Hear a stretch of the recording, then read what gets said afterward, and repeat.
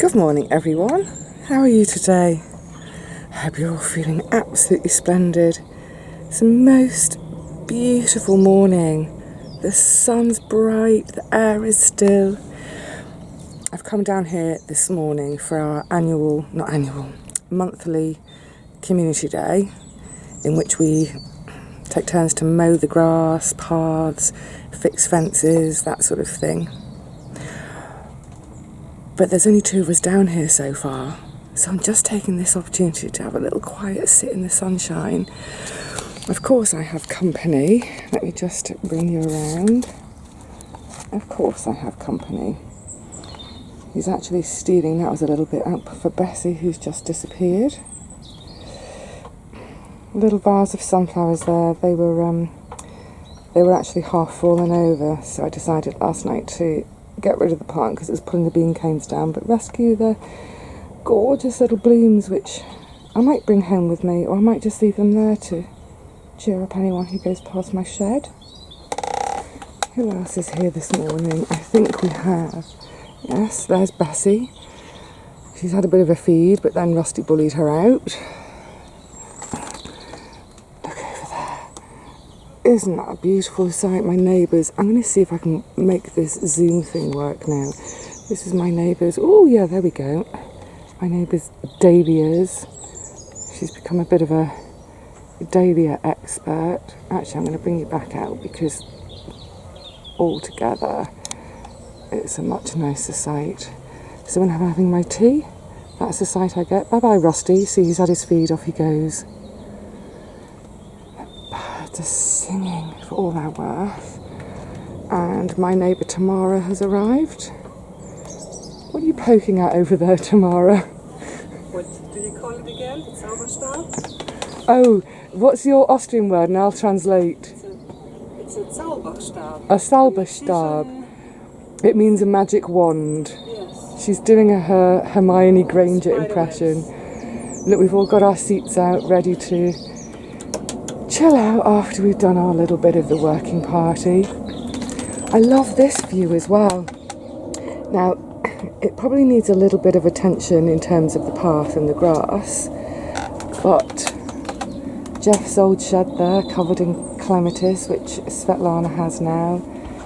The next shed along is Sheena's, and she's got all sorts of climbers on hers too. Gosh, we're lucky, aren't we? We're blessed to have a little bit of growing space, but I also count my blessings that I've got lovely plot neighbours. We all look out for each other, and I think that's one of the most beautiful things about having an allotment or a garden in a communal space, is all the friends we make too. I'm going to just leave you with this shot and the birds for a minute because it was so lovely.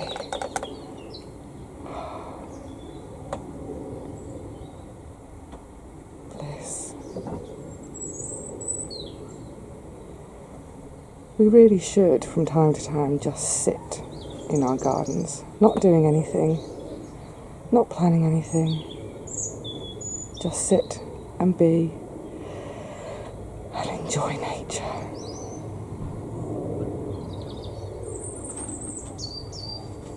Gosh, this sun is bright. I'm not complaining, it's really, really beautiful. We're back in our summer clothes, it's gorgeous. Now, it is that time of year for blight. That dreaded B word. So I'm not going to do it just yet because basically when I'm dealing with blight on my tomatoes in general, I always leave it for the last job of the day, because if there is blight, it's really easy to get it onto my clothes. I don't want to be wandering around my plot and near neighbour plots and possibly spreading it. But I just thought I'd give you a quick little look at my kit, as it were, and explain what I do. So, I've talked about, earlier in the year, I've talked about the aspirin spray. 300mg tablet dissolved in a litre of water, spray it on the foliage once a week. That's all well and good, except we've had so much rain since the middle of July that almost as soon as I'm spraying the plants, the rain comes and washes it all off. So I don't think it's been as effective this year. I think last year it was about the second week of September before I saw blight. I've seen blight in my plants already, not a huge amount. So it's at this stage I'm kind of doing pretty much a daily check, well, as often as I can get here. So literally, even if I can only get here for half an hour, I'll come to the garden, do my blight check, harvest as many tomatoes as I can, get them away, and deal with any blight that's coming now. So I use a bit of tea tree oil. So I put 20 drops of tea tree oil into a bowl of water, and I have a little rag in there as well. You can tell that I was a nurse in bone marrow transplant, dealing with children with pretty much zero immunology, or zero immunity. One of the absolute priorities with those children is continually thinking about all the microorganisms around us, whether it's someone's got a bit of a cough and a cold, whether it's someone's got diarrhea. How are these microorganisms transmitted? Are they airborne?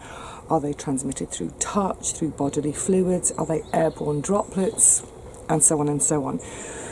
So I come from a background of being scrupulously clean, and I don't see why that shouldn't translate to good practice on the tomatoes as well. So at this stage, there are tiny, tiny specks here and there, a leaf here, a stem there. So what I'll do is I add my 20 drops of tea tree oil to the water, give it a shush around. Just on that note with essential oils, the vast majority of essential oils should not come into contact with your skin neat. That's an absolute no-no. Tea tree oil is a bit of an exception, so I can give the bowl a shush around with my hand. And then here's what I do. One plant at a time. Have a little wash, make sure I'm clean. Have a look through the whole plant. If I see a leaf that looks a bit hinky, with my clean secateurs, snip it off, and I have next to me a bin bag. They don't go into a trog, they don't go in the wheelbarrow, they go straight into a bin bag. Once I've done that snip, the secateurs, they go into my bowl of water, have a bit of a clean, and I carry on through that whole plant. Also, if there's excess foliage, I'll snip it, but between every single snip, I clean the blade. Because if I've got one leaf with blight and I cut it off and I don't clean the blades, the chances are if I do another snip, I'm going to transmit the blight to that part of the stem. Once I've finished with one plant, hands into the bowls, really, really good little wash around in there, and I'll even wipe with the rag, wipe my forearms as well, move on to the next plant. Now, that might all seem a little bit excessive and a bit nursey of me. Hey, let me do some nursing, even though I'm not a nurse anymore. So it might seem a bit excessive, but through that practice, I have managed to, in the past, have a bit of blight, cut it out, and keep going for another 2 to 3 weeks, and just basically get more of my harvest. The one condition with that is I have to be responsible both to myself and all the other gardens around me. We're so close. You've seen our paths are tiny.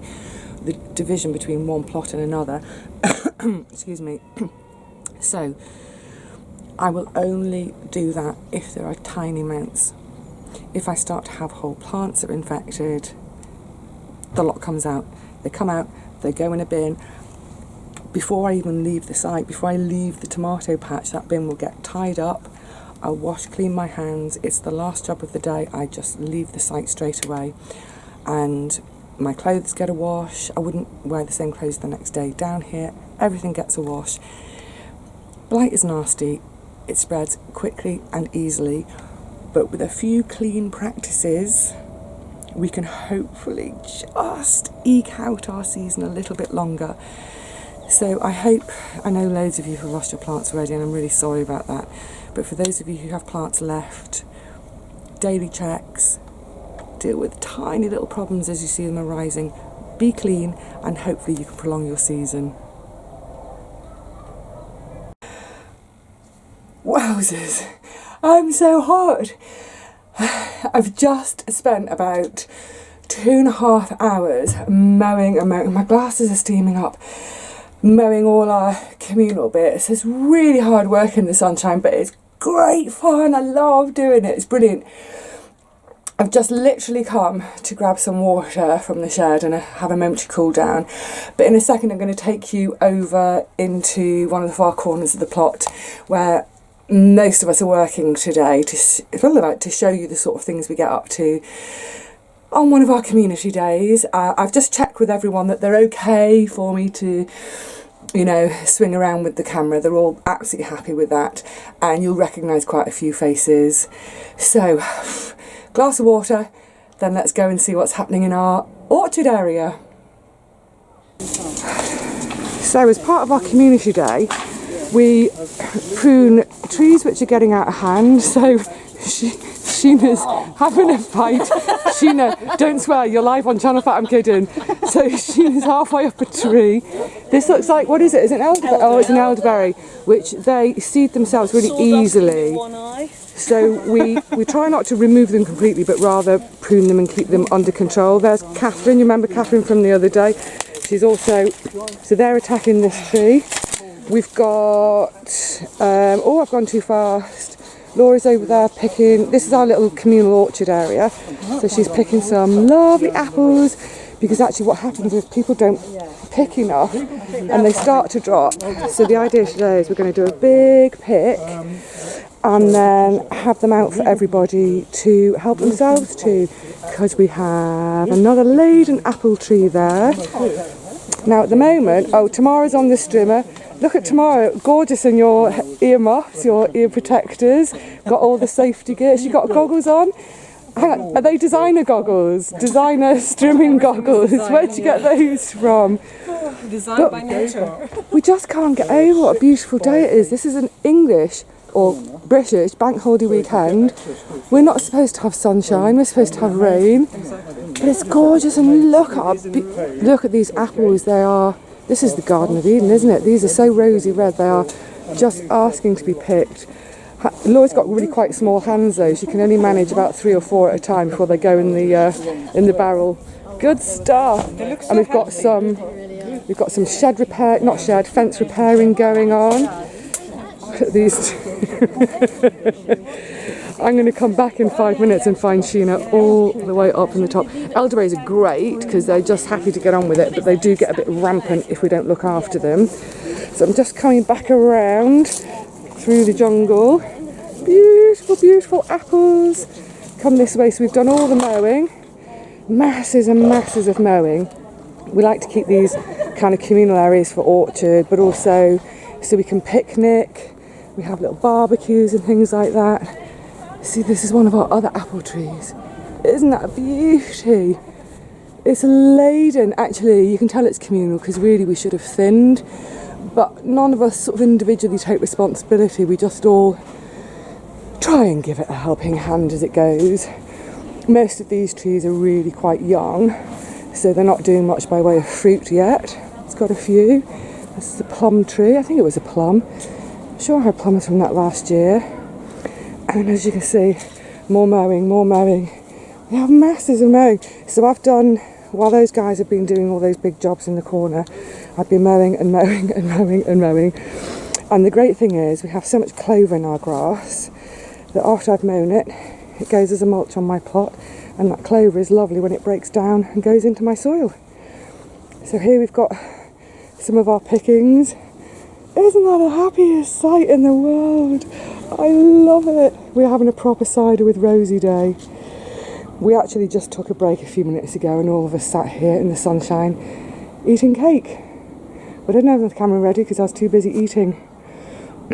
So for now, on this beautiful sunny day, gosh, I swung you around a bit too quick. Let me put my specs back on and have a sit for a minute.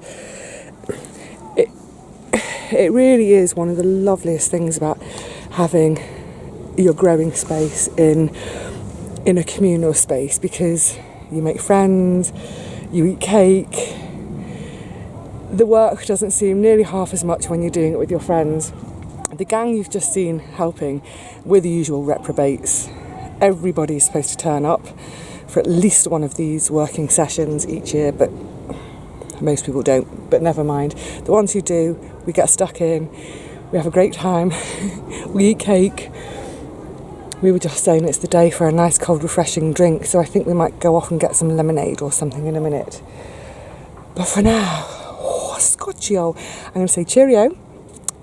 I hope you're all having fun on your allotments, your own private gardens, if you garden in your own back garden. Whatever you do it with friends, because it's always better with friends. Okay. Bye for now.